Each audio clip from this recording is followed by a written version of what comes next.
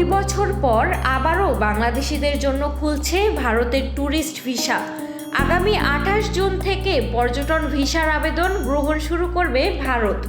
ফলে দীর্ঘদিনের অপেক্ষার অবসান হতে যাচ্ছে হাজারো ভ্রমণ পিপাসু মানুষের। গত 2 বছরে বাংলাদেশিদের জন্য পর্যটন ভিসা কার্যক্রম বন্ধ ছিল। এ সময় জরুরি চিকিৎসা, শিক্ষা কিংবা কিছু বিশেষ ক্যাটাগরির ভিসা চালু থাকলেও সাধারণ পর্যটকদের ভারত ভ্রমণের সুযোগ ছিল সীমিত। এবার সেই পরিস্থিতিতেই আসছে বড় পরিবর্তন। ভারতীয় কর্তৃপক্ষ জানিয়েছে, প্রথম ধাপে ঢাকা, চট্টগ্রাম, রাজশাহী, সিলেট ও খুলনার ভিসা আবেদন কেন্দ্রের মাধ্যমে আবেদন গ্রহণ করা হবে। আবেদনকারীদের আগের মতোই অনলাইনে অ্যাপয়েন্টমেন্ট নিয়ে নির্ধারিত প্রক্রিয়া অনুসরণ করতে হবে।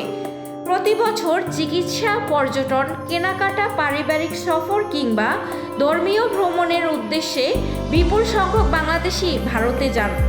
ভিসা কার্যক্রম সীমিত হয়ে যাওয়ায় অনেকেরই পরিকল্পনা দীর্ঘদিন আটকে ছিল।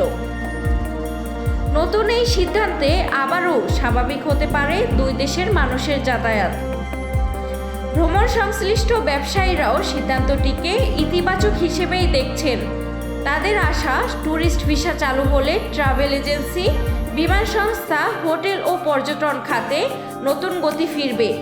একই সঙ্গে পারিবারিক ও সামাজিক যোগাযোগ আরও সহজ হবে। বিশ্লেষকদের মতে এটি শুধু ভিসা চালুর ঘোষণাই নয়, বরং বাংলাদেশ ও ভারতের জনগণের মধ্যে ব্যক্তি পর্যায়ের যোগাযোগ আরও জোরদার করার একটি গুরুত্বপূর্ণ পদক্ষেপ।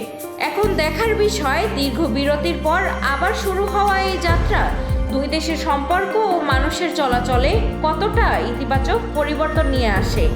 News desk, Manabzamin.